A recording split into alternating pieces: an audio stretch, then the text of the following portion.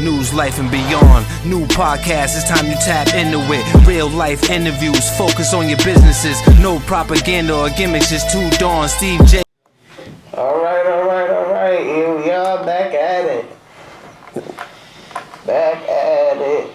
News, Life, and Beyond. We're here with my guy, Sam. We're going to dig into his life. Maybe make him cry. No. Hopefully. Who knows? He said, hopefully. Here we go. So, I'm just checking this shit out, making sure it's recording, and it is. So, tell me a little bit about yourself. Oh, well, my name's Sam Nesbitt. About turned 42 years old. I lived around. I'm born in New York. I live in Mass for the most part. Moved out here when I was about 9. Joined the military. Dabbled in some music. I've been playing for a little while.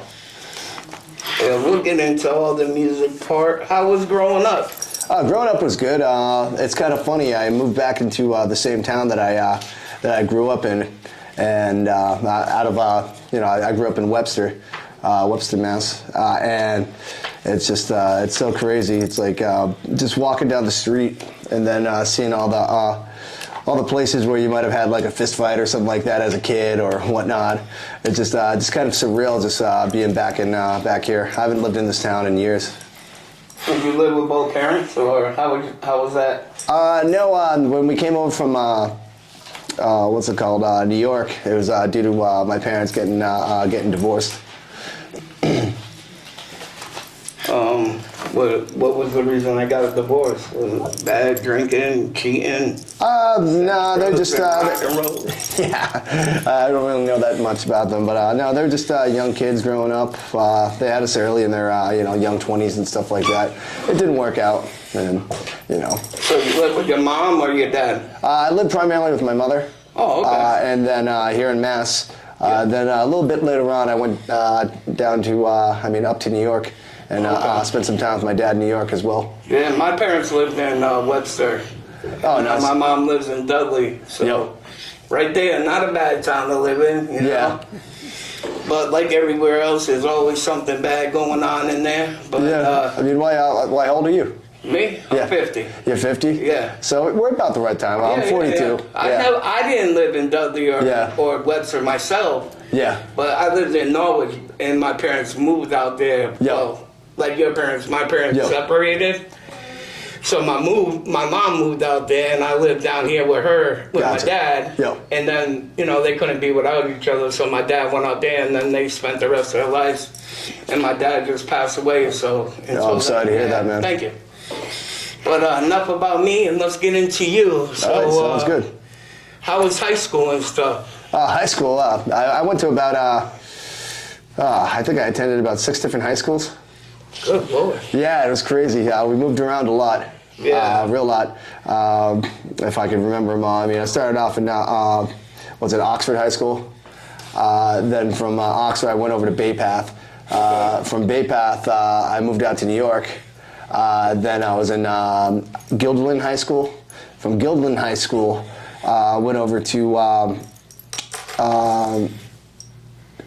did I already say Guilderland? No, I'm sorry, see, you can't remember him. No, it was Ravenna High School, then to Guilderland High School, then from Guilderland High School back over to Bay Path, from Bay Path over to Webster High School there in Bartlett, then eventually over at Shepherd Hill I graduated. So. Oh, that's where my son graduated from, Shepherd Hill. You're a little bit older than him though, so... I had so many credits by the time I was a senior that they didn't know what to do with me because of all the different schools I went to, and they all have different credit systems. Yeah. So, did anything exciting happen in high school? Did you get married? No, I never got married. No, nothing. Did you fight a lot, or you just moved around a lot? No, I just moved around a lot. I had a few bands and stuff like that while in high school. We'll get into that later. Yeah, some music and stuff. Yeah. Now you're a Gypsy. Yeah. Is that how that works? Yeah, Gypsy, we call ourselves Rumneys. Rumneys, okay. Yeah. Now, did you, is that why you moved around a lot, or because they say Gypsy's always moving around and blah, blah, blah? Yeah, well, it's mainly because we just grew up poor. Okay. You know? Like some of us? Yeah. Yeah, no, we just going from different place to place. We never really stayed at any place for longer than a year. It could have something to do with some Gypsy roots, but I don't know. Yeah. So what kind of, what's it like being a Gypsy? What religion are you? Mainly just, I'd have to say, just like... Catholic or Muslim? More Christian. Okay, yeah. Yeah. Christian. Yeah, my grandmother was a devout Christian. Okay. Yeah, she kind of showed me the ways when I was growing up. How are the ways of being a Gypsy? Do you like it, or? It's more of a, it's a culture. Yeah, because they get a bad rap. Oh yeah, they do, but it's really not like much like that in modern days. There's not much ripping off or anything like that, or you know. Do you follow the traditions and stuff like that, or? Not particularly. I think I was kind of like that generation that kind of start dropping a lot of the original traditions as like this is the main generation. Like generation before was kind of like we always just stick to our family and stuff like that. We primarily don't even tell people that we are. Yeah. Yeah.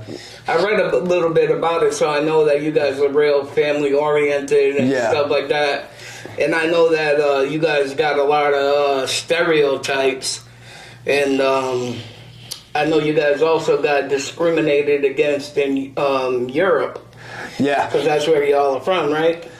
From Europe, yeah. I mean, it's under my belief that the whole movement started, I think, around like the Romania, Turkey area. Yeah. Around 800 AD or something like that, due to religious persecution, and then the movement started, and then burning bridges along the way and kind of creating those stereotypes that are so popular.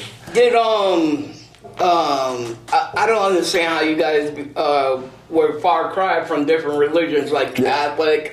Yeah. Christian or Catholic? What is it? Catholic, right? We're mainly Christian, but there's... Yeah, but then there's Muslims. Like, that's a far different...